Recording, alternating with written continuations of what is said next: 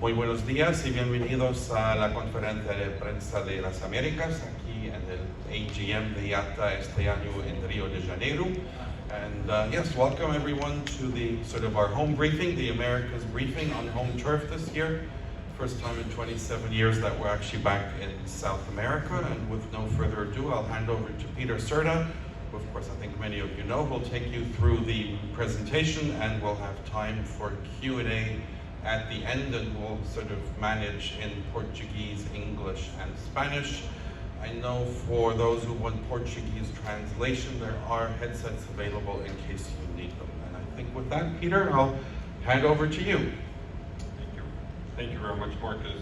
Bom dia, buenos dias, good morning, everyone. We're going to be talking about FIFA football this morning. Predictions, Argentina, Brazil. There's no Chile this year, no Peru. But anyway, good morning, everyone. It's very nice to see you. Encantado veros a todos. And as Marcus was saying, for many of you, this is the first time that we actually have an AGM in South America. We've had an AGM in Latin America in the past, but the first time in South America since 1999, and it was in the same city as we are today. But certainly since 1999, a lot has changed since then. Today, the aviation industry is facing strong headwinds, particularly because of the fuel that we're seeing, the challenges within the structural factors impacting our airlines, making it more expensive to travel. In many cases today, for the airlines, 30 to 40% of the airline costs are related to fuel, and volatility is continuing to put pressure on the industry. And this is certainly not just a financial issue. It's driving to higher prices, it's reducing connectivity, and it's limiting investments. And ultimately, the ones who are most impacted are passengers, our tourism in the region, and certainly our economies. But one thing not to lose sight is on the bigger picture. And you've heard me say many times that across the Latin American and the Caribbean region, aviation connects people, supports trade, and enables opportunities for our citizens. Aviation is not a luxury in Latin America and Caribbean. It's an essential service and a lifeline for the social and the economic development of our region. If we take Brazil, one of the largest countries in the world, air connectivity is critical for national integration. There's no other viable alternative to connect cities across this vast distance. Ground transportation and rivers or maritime are just not an option. And while we're using the example of Brazil, we could be talking about Argentina, Colombia, Venezuela, and other countries in the region. Because aviation supports close to 8.3 million jobs in our region and contributes close to $240 billion to our GDP. In North America, that number rises to $1.4 trillion. And this is a sector that underpins economic growth. If we look at tourism, it highlights the untapped potential. And we've heard many of our governments, particularly post-pandemic, talk about how travel and tourism will be an economic enabler in our region. And we have some very good success stories. Mexico leads with nearly 48 million visitors. But we look at Brazil, that had a record year last year with just over 9 million passengers and tourists. Still huge potential for a country like Brazil. But countries like Dominican Republic, Colombia, Chile, and Argentina are growing. But the region still has significant room to expand and compete on a global scale. When we look at connectivity in terms of routes, frequencies, and seats, we have an imbalanced playing field. And when we compare 2019 to 2025, we see markets like Colombia, Chile, Dominican Republic that are growing strongly.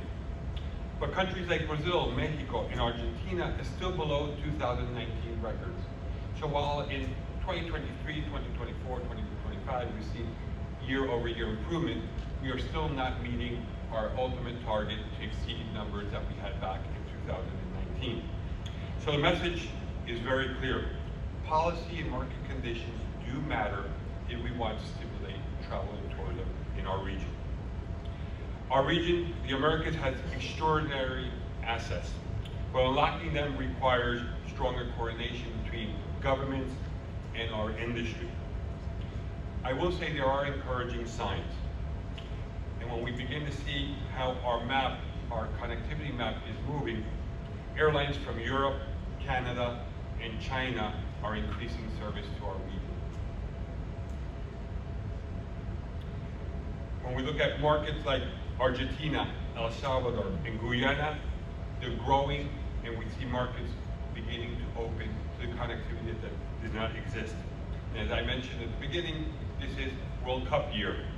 And our region will be in the spotlight, particularly with Mexico, but also with the United States and Canada, where millions of visitors will be coming to our region. So we have momentum that is building.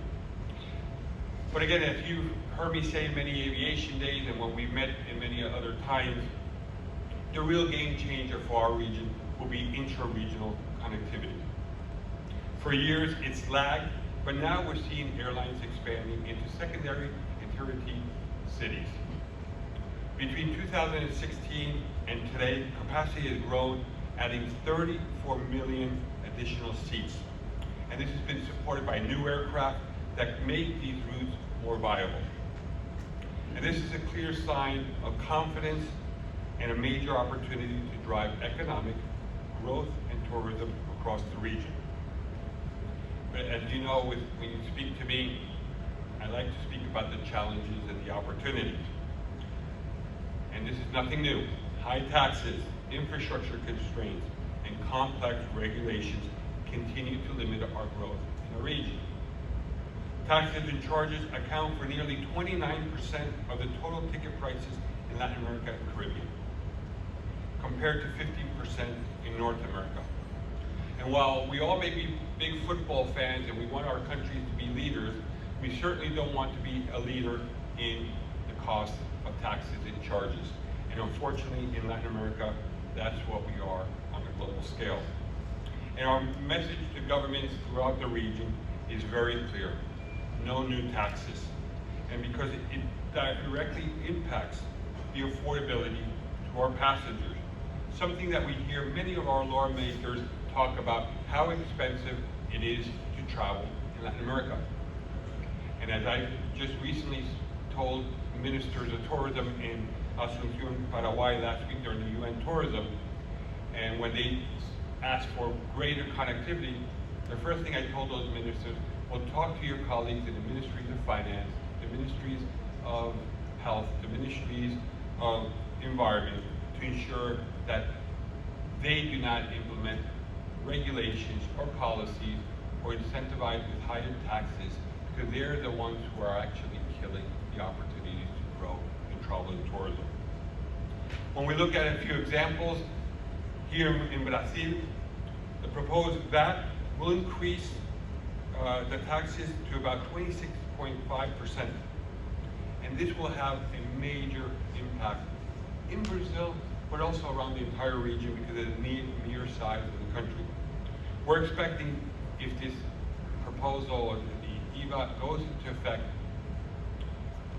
30% demand will reduce, will contract here in the country, and it will also make air travel much more expensive domestically and internationally. In a country where barely do we get to one trip a year per capita. The high cost will always translate into fewer passengers and fewer connectivity. And again, when I listen to regulators and I listen to government officials and heads of states talk about how important it is to connect and how important we need affordability, these are the examples that set us behind other regions. For our friends in Peru, you've heard me over the last several months fight about the transfer fee at Lima Airport. Unfortunately, it is now a reality in the lives that we have to live there. But my challenge to the ministry or to the government of Peru, to the Lima Airport partners, let's not talk about theory and let's talk about reality. We have lost 10% of capacity, in example, between Chile and Peru. We haven't seen significant new airlines or new routes being contributed to Peru, but we're seeing other airports throughout the region announce new service to their countries. So I think, again, they got it wrong when they thought a mere $12, $13 in-transit fee would have no impact. Well, it is having an impact in Peru. And unfortunately, the ones that will suffer most are the Peruvians, because they will lose connectivity, they will lose ability to travel, while Colombians and Panamanians and Chileans and Brazilians will have more opportunities to seek new destinations because they don't impose these type of fees.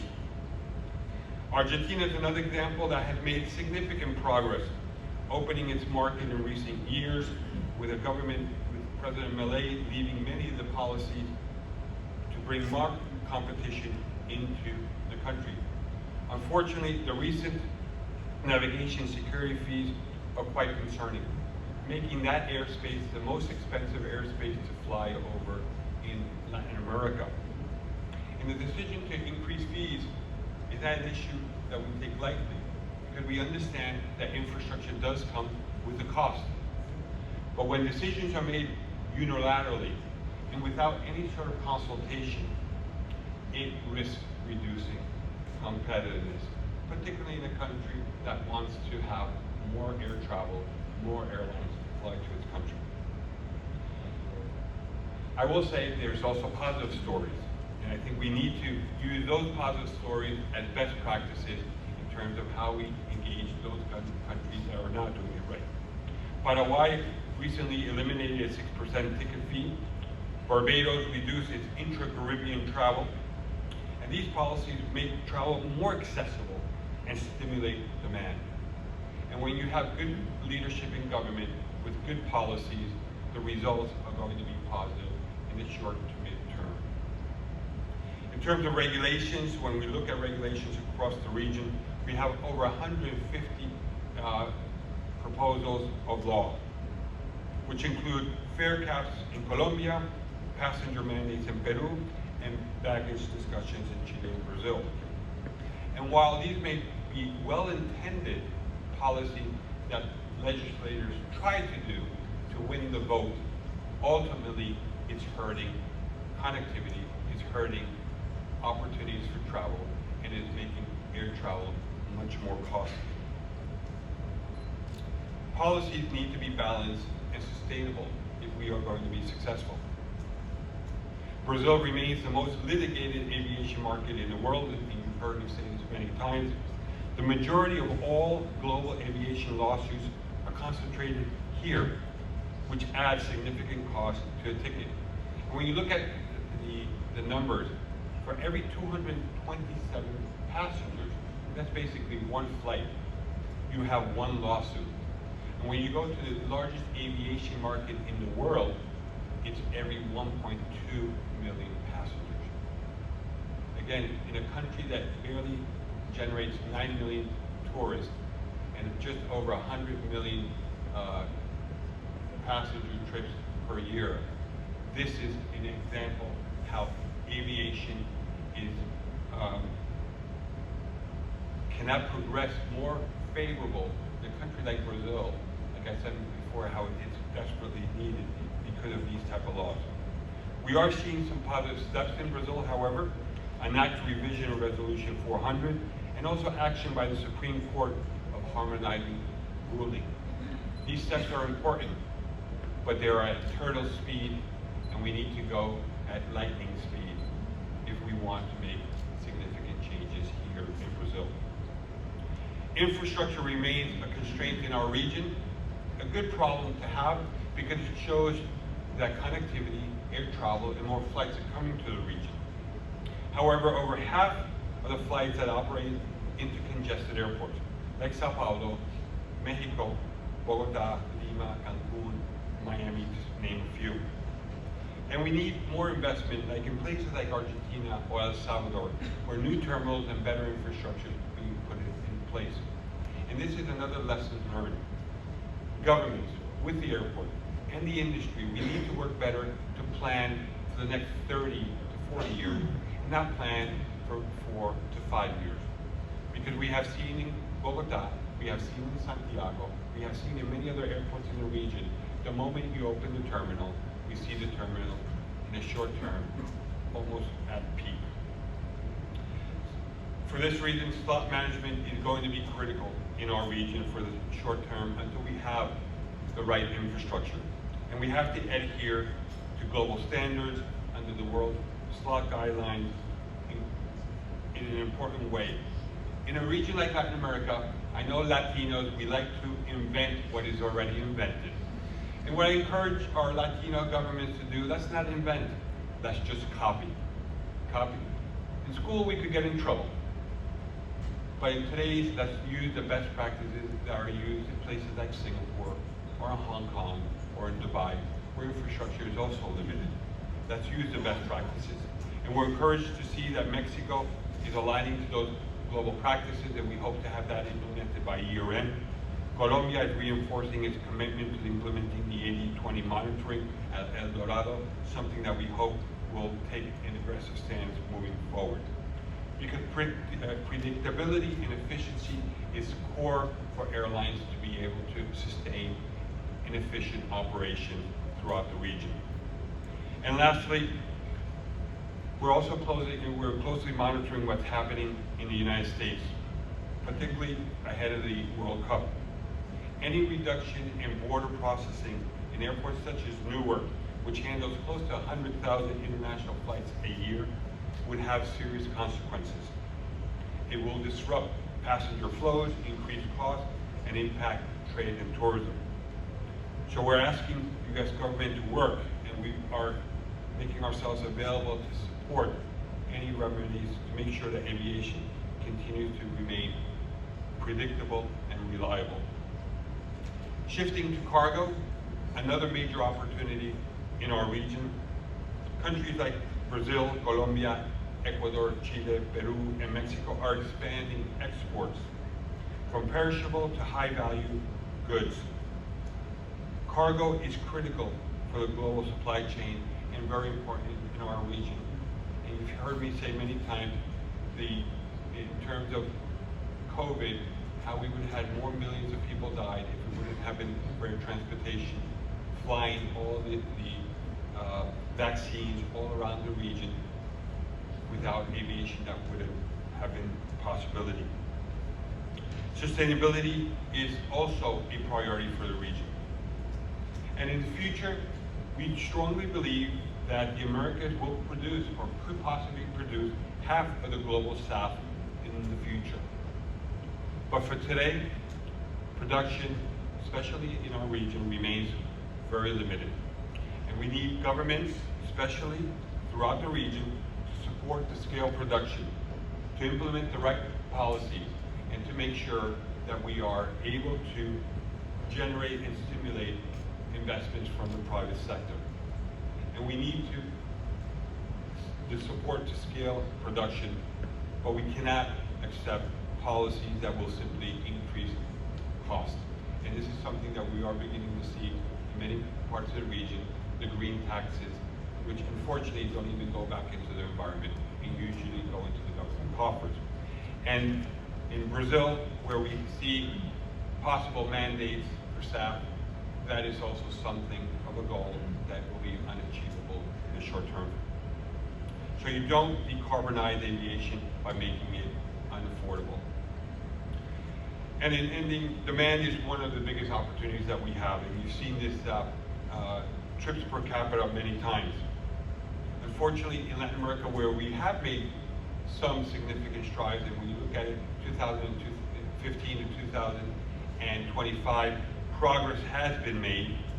We are still less than 1 trip per capita on average below other regions. So that means we have a huge potential as long as we have all the other impairments, the barriers that I've discussed, and we can somehow make governments understand of the true value of aviation. Looking ahead, the good news is that demand growth will increase about 3.7% year over year until 2040. This is positive news. And I will say, we will have markets in our region that will far exceed the 3.7%. And as long as we have the right policies and the right framework with the right infrastructure at the right cost, I'm very bold to say that number will be exceeded easily. But we need governments to implement those policies and to see aviation as a strategic partner and not as an easy cash cow that they have seen us in the past. The potential is there, and you see the issues that we have to improve on, work better, align with global standards, invest in the needed infrastructure, support realistic sustainability goals, and keep aviation affordable. Because as I said at the beginning, aviation is essential and needed in our region. Without it, I won't even talk about tourism or travel, but other industries like agriculture, trade, pharma, will not be able to grow either because they are highly dependent on air travel. So the opportunity is clear. If we are to succeed, we need that collaboration with our governments. And if we get it right, the Americas can and will become one of the strongest aviation growth stories globally in the years to come. So with that, I'll stop and I'm open to questions. So questions on, since it's very bright in this room, it's not easy to see, but we'll start on this side, and I think there was one in the second row.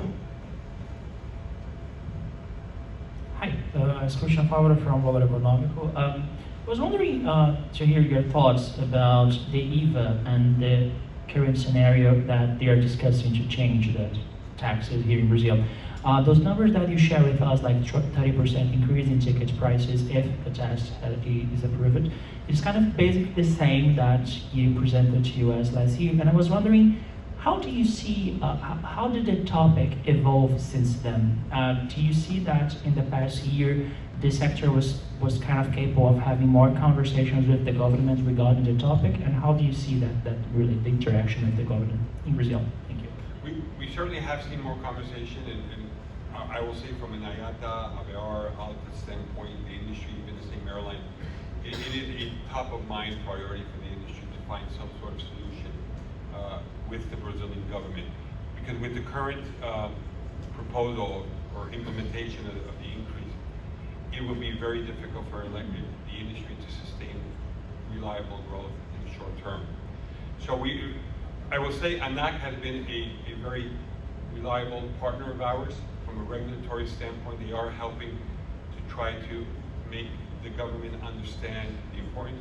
We have been meeting with the Ministry of Finance and within the government explaining the importance of air transport and what has been done in other countries around the world where aviation is given a discount or a lower rate of the tax that does not impair air travel to continue to grow.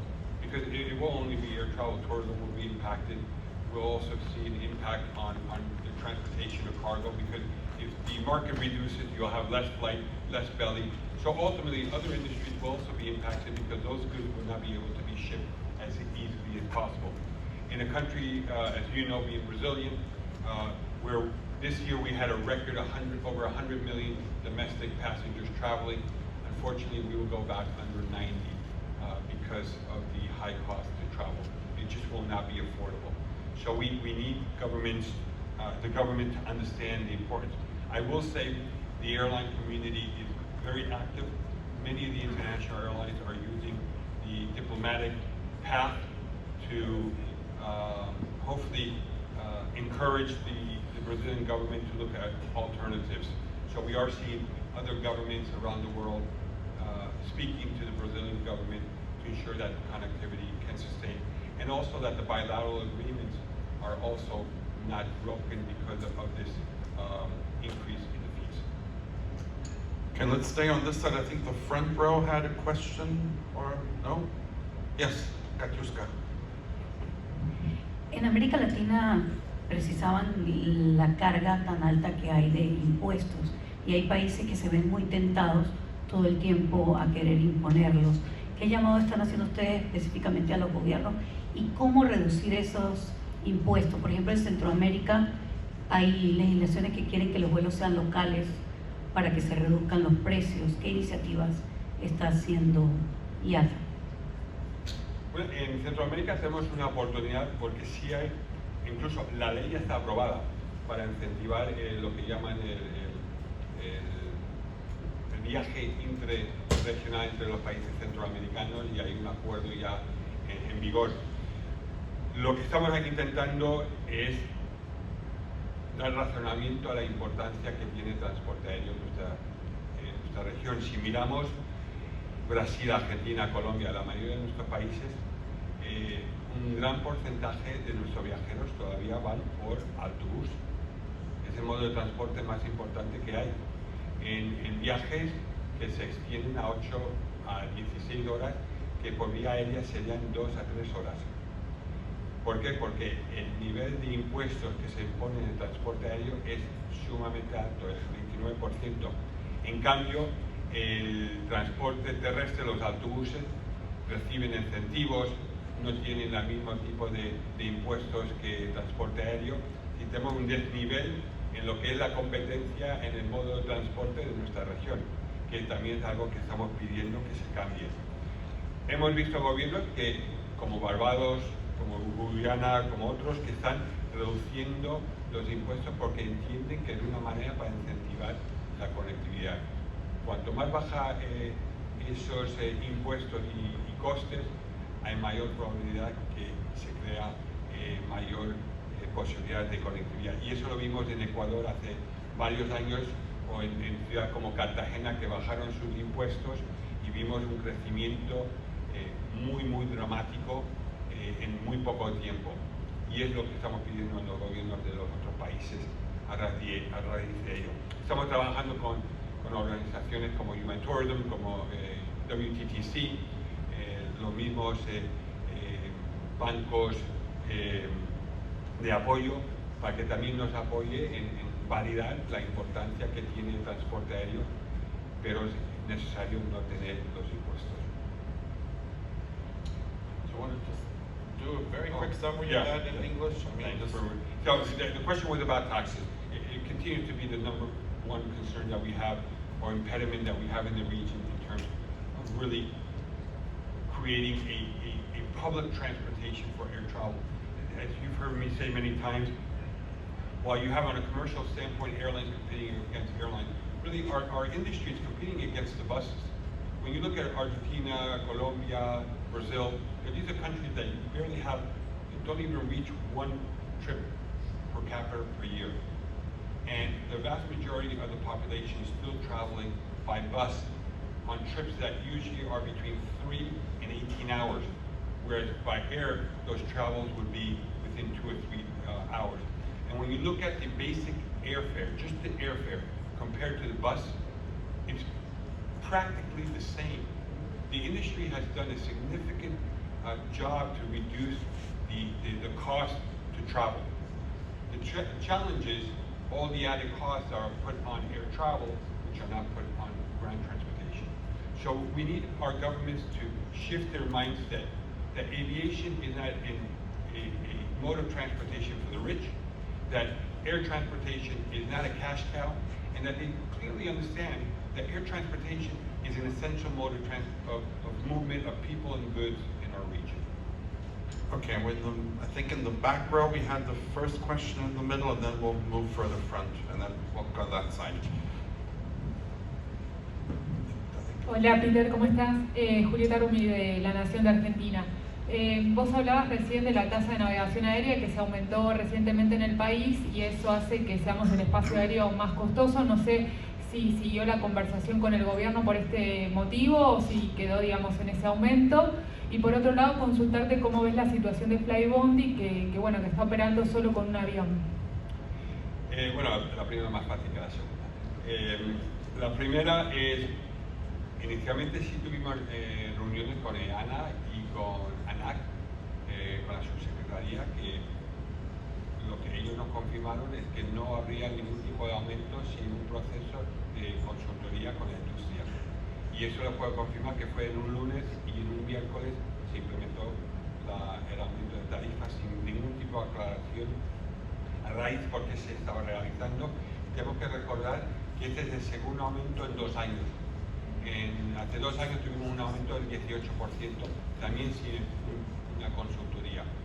Y por eso a nosotros nos preocupa que en un gobierno que ha sido tan proactivo, que ayuda mucho al transporte aéreo, que ahora nos estamos encontrando que todavía vemos que el costo para operar está incrementando, que la competencia con los ground handlers todavía no se ha puesto, aunque la política está aprobada, todavía no hemos visto ni una compañía de servicio a terceros que están operando en el país. Y una situación que nuevamente nos preocupa por el gran potencial que tiene el país. Y bueno, a raíz de eso sí, yo he escrito al gobierno a los niveles más altos para solicitar una reunión con ellos para ver cómo podemos llegar a un punto medio que todos podamos ganar y sobre todo que tengamos un poco más de transparencia por las decisiones que se están tomando. El tema del Flybondi no voy a comentar porque es un tema comercial de cada línea aérea.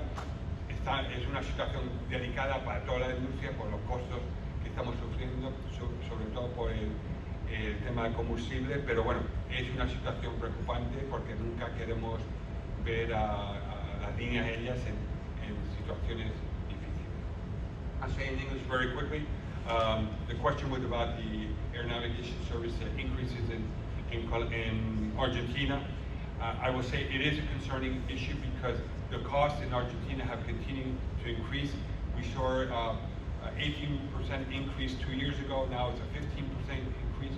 And it's not so much because of the increase, it's the lack of consultation that has taken place in terms of how these decisions have been made. In this case, we had actually been meeting with the government, with EANA, the ANSP, with ANAC, the regulator, on the Monday before the Wednesday implementation. And on that Monday, we were guaranteed that there would be no implementation without formal consultation. And unfortunately, it took place. We have now escalated the issue to the higher levels of government to see how we can try to find common ground and we can move forward, because it is a concern for the industry, for the airlines, because of the high costs that we are experiencing in Argentina. Sorry. Okay, first row, we'll go to Chile, Ricardo, and then we'll move and go in circles, kind of. Buenas tardes, Peter. Vamos a hablar un poco de Chile y un poco de Perú. Voy a comenzar con el segundo. El impacto tras el cobro en la instalación de la tasa de la TUA de transferencia, el cobro de las conexiones en Lima. ¿Cómo se negocia con un gobierno que no considera las opiniones de todo el sector y cuando se le aprueban nuevos impuestos sin considerar los informes que hay correspondientes que indican el impacto negativo que puede tener un cobro asociado a las conexiones? Y en el caso de Chile, ¿cómo ven ustedes la creciente amenaza a la seguridad cuando se han coincidentes en los aeropuertos, con fallas en la seguridad, en el control de accesos a los aeropuertos que hemos tenido en el último tiempo? Bueno, el tema de Perú, primero yo no entiendo cómo se pueden tomar decisiones y firmar adendas a contratos cuando el gobierno está a punto de salir en pocos días. Normalmente hay un periodo de congelación donde no se toman decisiones, no se firman. Desafortunadamente ya no me ha sorprendido nada con este gobierno, porque todas las opciones con que la industria ha venido al Ministerio de Comunicaciones y Transporte, al mismo Presidencia, con opciones de llegar a un punto medio donde todos tendríamos una posibilidad de ganar, nunca se nos escuchó las alternativas. Vimos siempre unas decisiones muy unilaterales hacia el American Partners. Y para mí, estamos con expectativa con el nuevo gobierno.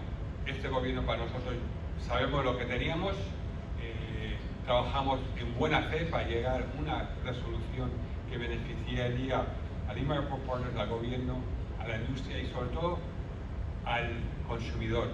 al ciudadano peruano. Pero los intereses económicos del Lima Airport Partners, y parece ser de este gobierno que ya no tiene decisión prácticamente, quisieron ir por otro camino. Y como dije yo en mis comentarios, se puede comentar mucho de la teoría y razonamiento, pero allí los números hablan por sí solos. Colombia, Bogotá, Panamá, Sao Paulo, todos estamos creciendo, nuevas rutas, nuevos vuelos. ¿Qué tenemos que decir con Lima? Un anuncio creo que no he escuchado más. Y yo soy el primero que quiero ver más conectividad en Lima. Pero las condiciones hoy en día son más complicadas en el aeropuerto y realmente, sobre todo lo dije yo al principio, como un slap in the face en inglés, sobre todo para las compañías que se han comprometido con el país, que han creado rutas domésticas, que han creado un network internacional que nunca se les tuvo en cuenta con las decisiones que se han aplicado en el país. Así que de parte del sector de IATA estamos a la disposición del nuevo gobierno cuando se elija y estaremos, como digo, a pie de cañón en la puerta de la presidencia para reunirnos y explicarles el beneficio que puede traer el transporte aéreo a Perú si las condiciones son las adecuadas y que puedan tener una relación de colaboración entre el gobierno y el sector. En tema de Chile, no sé qué referencia del tema de seguridad. Yo soy siempre muy claro con el tema de seguridad. La seguridad es la prioridad número uno de nuestro sector. Número uno, no hay cuestión, no se cuestiona, no se pone en riesgo. Se ha invertido mucho. Yo creo que hoy en día, si miramos nuestros equipos, nuestras aeronaves en América Latina son de las más modernas, más seguras que tenemos a nivel global. Que podemos ir mejorando siempre el transporte aéreo, que podemos mejorar la seguridad, el security, sin duda. Y como sector siempre estamos buscando mejores maneras para trabajar con nuestro gobierno. Y yo creo que es el único de los pocos puntos que yo puedo decir a nivel aeronáutica civil en todos los países con el sector. Hay un trabajo muy colaborativo, muy alineado para asegurar que los viajeros, nuestras tripulaciones, nuestros empleados tengamos los mejores niveles de seguridad en América Latina y poco a poco los números están demostrando eso. I'll say very quickly. Well, I think we did the slide on Peru and on the transfer fee, so I think we're kind of also. The only thing I will say on the Peru thing is, for me, there is no need to negotiate to contact the current government. This government will leave. We are now anticipating the new government that we look forward to, and we are ready to have transparent, open dialogue that will benefit Peruvians, the economy, both economically and socially. So we will not take any action. We will not comment further on current actions that this government has taken, nor the actions what Lima Airport has taken, and we will wait for the new government to enter and begin a new dialogue for new opportunities in a country that we strongly believe has significant potential to increase in its connectivity, make air travel more affordable, as long as we have the right conditions and the right sense of common sense. Yeah, let's move to this side. If we have questions in English on this side. Oh, we have a question on the last row. Hi, good morning. I can speak Spanish, but I will take the chance of English part. Como lo quieres. Ok, bueno, entonces voy a español. Usé el espacio. En fin, no importa. Peter, sobre todo quería preguntarte por SAF y por el tema de, por ejemplo, hace poco la implementación de Refuel EU en Europa dejó varias lecciones. Quería preguntarte con la coyuntura de la región a nivel demanda y producción de SAF y la divergencia regulatoria que tienen los países de la región, ¿qué lecciones deja la implementación de un marco regional y sus dificultades para una potencial futura regulación latinoamericana? Como lo dije en la presentación, yo creo que la región tiene un potencial ilimitado en convertirnos en un productor de SAF a nivel global, por los recursos naturales que tenemos desde Argentina, Venezuela, Brasil, etc. Lo que no tenemos en la mayoría de nuestros países son las políticas, no tenemos la infraestructura. En estos momentos, lo poquito que se está produciendo lo usa otras industrias o se exporta a otras regiones. No tenemos producción y por eso nos preocupa cuando hay políticas como en Brasil, que quiere establecer unas metas, o vemos qué pasa en Colombia o en Chile con costos o impuestos con impuestos de green tax, impuestos verdes. Eso es preocupante, porque el gobierno nos quiere implementar ciertas políticas o costes, pero son los mismos que no están implementando el marco regulatorio que nos va a permitir establecer la estructura, la base para la producción de SAF. No hay incentivos de parte del gobierno. Se ha hablado de Paraguay en el pasado, hemos hablado de Brasil, pero cualquier tipo de desarrollo de infraestructura van a ser varios años.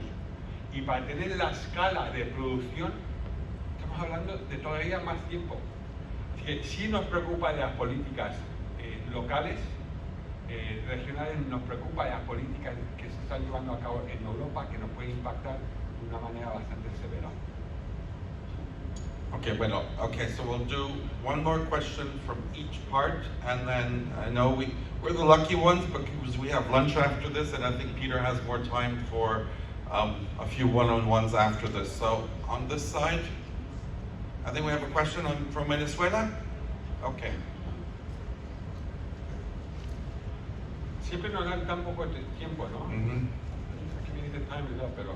Sí, no, es que necesitan la sala, es la única cosa. Ok. Buenas tardes, Ayana Figueroa de Venezuela. Las autoridades venezolanas están solicitando retomar la categoría 1 de seguridad operacional. ¿Cómo cree que se encuentra en estos momentos la infraestructura aérea venezolana? Y si, aunque ha aumentado la conectividad aérea del país, ¿qué se necesita para que más líneas aéreas internacionales puedan tener a Venezuela dentro de su ruta o dentro de ese mercado? Bueno, primero, yo creo que Perú estará muy celoso porque se está viendo anuncios de nueva conectividad, más conectividad hacia Venezuela últimamente que anuncios hacia Perú. No sé por qué, pero bueno, creo que tendría que ser algo un poco un eye-opener, que hay una competencia, the new kid on the block. Y si no nos espabilamos, otros se van a quedar detrás. Pero bueno, hablemos un poco de Venezuela. Un mercado con un gran potencial, lo habéis visto en nuestra presentación. Si muchos de ustedes son muy jóvenes, si os acordáis de los años 70, Caracas era el hub más importante que teníamos en la región. Teníamos una conectividad muy extensa con todas las líneas aéreas en ese momento, las grandes importantes, operando. Hemos tenido varias décadas que hemos visto un país que ha estado prácticamente cerrado. Hoy en día vemos una gran expectativa con el cambio. Hemos visto los anuncios de Qatar, hemos visto ahora las compañías norteamericanas regresando al mercado, y yo creo que va a haber un incremento sustancial de muchos puntos de Estados Unidos hacia Venezuela. Yo creo que dentro de la conectividad interregional también se va a ver beneficiada con esa conectividad que no existía. La infraestructura que tenemos hoy en día en Venezuela es suficiente por el momento para comenzar ese incremento, ese mejoramiento. Sin duda, la infraestructura está. Tenemos que invertirlo con mejor tecnología, mejor recursos, asegurar que podemos operar de una manera eficiente, segura. He hablado de la conectividad interregional. Yo creo que la conectividad doméstica va a ser sumamente crítica, y yo creo que eso va a hacer la diferencia entre el pasado y el futuro, que hoy en día el point to point se va a convertir mucho más importante, como hemos visto en Colombia, en Perú, en otras partes donde de ciudades secundarias se opera a Norteamérica, se opera a otras partes de América Latina, porque el estímulo económico nos va a dar esa posibilidad, y con ello vamos a vernos con una responsabilidad que vamos a tener que mejorar la infraestructura de los aeropuertos secundarios. El primer paso que tenemos que aportar y apoyar al gobierno de Venezuela es recuperar sin duda la categoría 1 de la FAA, sobre todo para dar la oportunidad a las líneas aéreas venezolanas para poder volar a Estados Unidos. Y tenemos que trabajar en ello, tenemos que asegurarnos que tenemos una aeronáutica civil, INAC, que sea profesional, que tenga los recursos, que cumpla con las normativas internacionales. Tenemos que ver cuál va a ser el futuro de los aeropuertos o el sistema aeroportuario, si van a ser parte del gobierno, si se van a privatizar. Esos son temas que van a tener que ir surgiendo poco a poco. Pero que estamos en condiciones para abrir, lo estamos viendo. Caracas tiene la infraestructura necesaria para poder mantener una operación eficiente en estos momentos, pero eso se nos va a saturar. Como he dicho, operamos el 54% de los aeropuertos están congestionados. Si no ampliamos la infraestructura en Caracas y en los otros aeropuertos, van a ser parte de esa cifra en un futuro. Así que de parte de IATA nos estamos acercando bastante al gobierno. Yo espero poder viajar a Caracas pronto para reunirnos con las autoridades. De parte de las líneas aéreas hay un gran interés en evaluar ese mercado, así que yo creo que es un mercado con gran potencial y, como digo, es un good eye opener para el resto de los aeropuertos de las regiones, que sean más eficientes, que los costes los bajen para ser competitivos, porque yo estoy seguro que los venezolanos van a ser lo más competitivos posible para sacar el tráfico de otros aeropuertos. You may just want to have a very